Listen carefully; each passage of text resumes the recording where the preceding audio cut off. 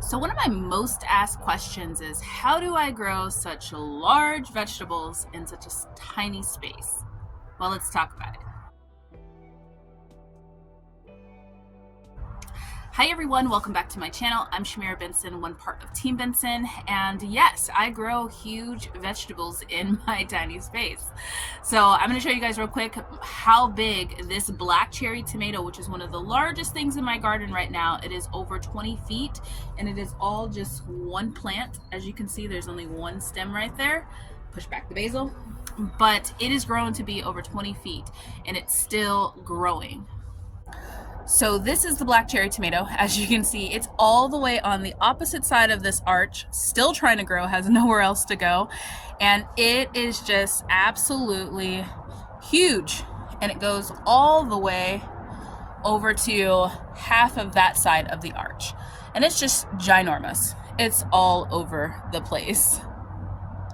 So the question is, how do I get it to grow that big, and possibly why do I grow it that big? So first we'll start with the why. So being a small space garden, you're trying to get the most bang for your buck when it comes to being able to grow enough to have it to eat and also to preserve it. Like, do I like all of the big slicer tomatoes? Yes, those are delicious and great, but I use tomatoes not only for fresh eating, but we also use tomatoes for seasonings as well.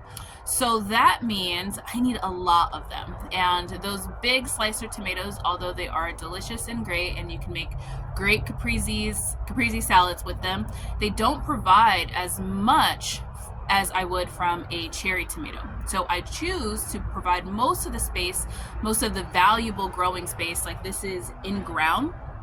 So I provide that for something that's going to produce a lot of stuff for me, like this black cherry tomato. Now I also do things like my Armenian cucumber, which produces not only a lot of shade and a lot of mulch for my garden, but it also produces a bajillion Armenian cucumbers, which I think that you guys, if you watch me over the summer or any summer, you'll know that that's one of the main things that I grow, and it's a staple in my garden. It provides a lot of food.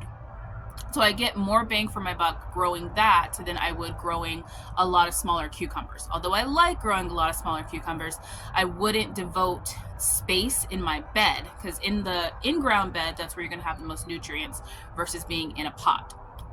So that's more so along of the why, just because it provides the most for me. Now let's talk about the how. Now, when it comes to the how, the first thing I get is, what do you feed that thing? Like, what are you fertilizing it?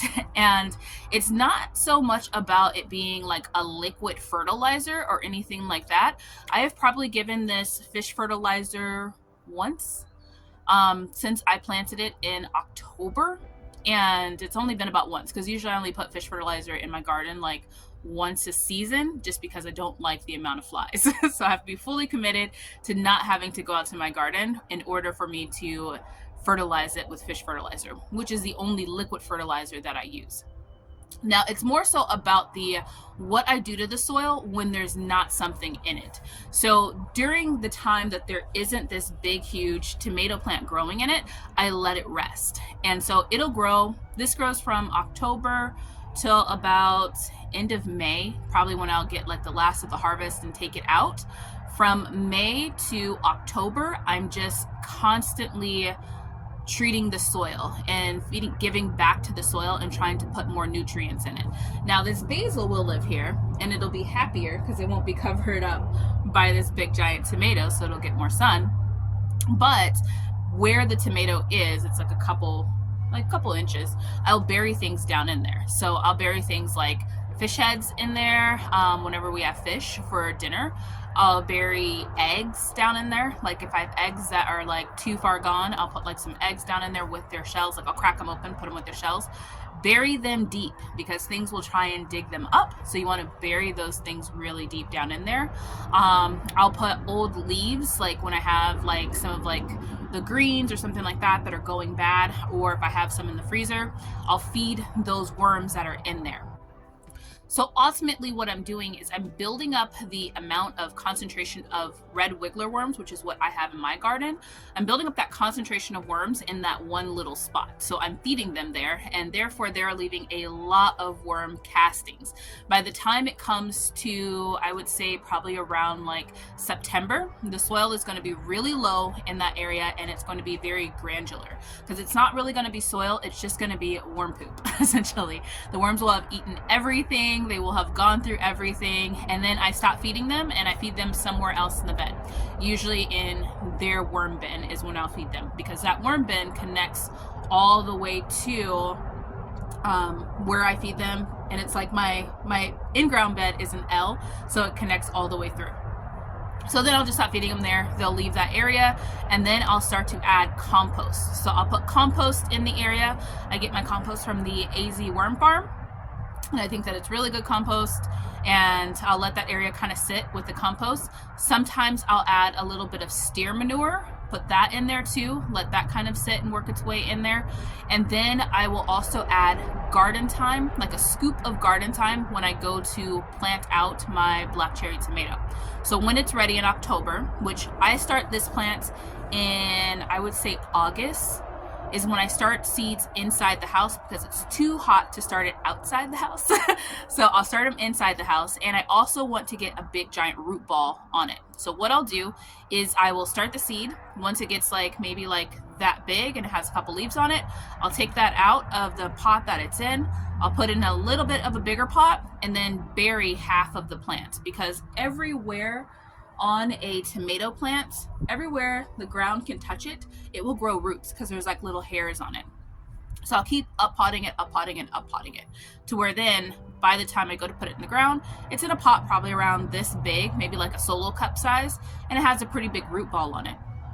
So then I dig a really, really deep hole, like a really, really deep hole. And the bottom of that hole, I'll put a scoop of garden tone. Sorry, not garden thyme. I've said that before. It's garden tone. I will link these things down below too, the two fertilizers that are used, which is fish fertilizer and garden tone. Everything else is just coming from your kitchen. So I'll put a scoop of that down there. I'll put a scoop of compost down there with it. And then I also will crack an egg and put it down there too. Stir it all up into a gross little soup. Put another little layer of compost on it, and then I will plant that tomato and bury it all the way up to the top. I'll actually remove all of the stems except for the top of the crown on it. So it'll go from a plant that's like this big to a plant that's like that big. And then I'll bury that in there and just let it grow. I just water it and let it go. And I want to say probably in about like November time, when it's starting to get like a little bit chilly, that's when I will give it some fish fertilizer and just allow it to grow over the winter. I do have to cover it when it gets below maybe 33 degrees, and that's only like a couple nights during the winter, but I'll cover it with the sheet, and by the time spring hits, it explodes. Like it just goes wild and crazy, and it starts producing a lot. So now let's talk about support and how I support these large vegetables in my tiny space garden. Okay, now let's talk structure for this big lady. Now what you want to do is you want to make sure the base of your plant, so you see that one stem, one, that it's cleaned up, so I want to take off any type of side shoots off of there, and I want to make sure that it is strong as possible. It has the most support right there at the base. So I actually have two MightyCrops, as you can see them in there. They're the black ring on a not a T-post, but a just a pole, like a stake. And that is what's providing the main support for this big thing. Like, it is very huge and it needs a lot of support. So get that support at the base of it, and then that way it can grow into this massive craziness. Now the other supports I have for it are going to be my arches. Now these arches are covered, but they look like that. It basically is masonry ladders and some T-posts and just some zip ties. That's all you gotta do, make it an arch like that, and you can have all of this growing on it. I'll link the video for how I made these arches, and I'll also link these MightyCrops, as you can probably see a little bit better right there. I'll link these MightyCrops down below, and then I'll link the video for how we made these arches at the end of this video, so that then you can build your own. So I hope this video was helpful for you guys. I hope it gave you some ideas on how you can get the most out of your vegetables, get the biggest bang for your buck out of your vegetables, and grow yourself these large vegetables. Even if you have a small space, you can do it. It's all about how you plan it out. But until next time, grow yourselves a garden, because even a small space can provide you with tons of food. Bye guys.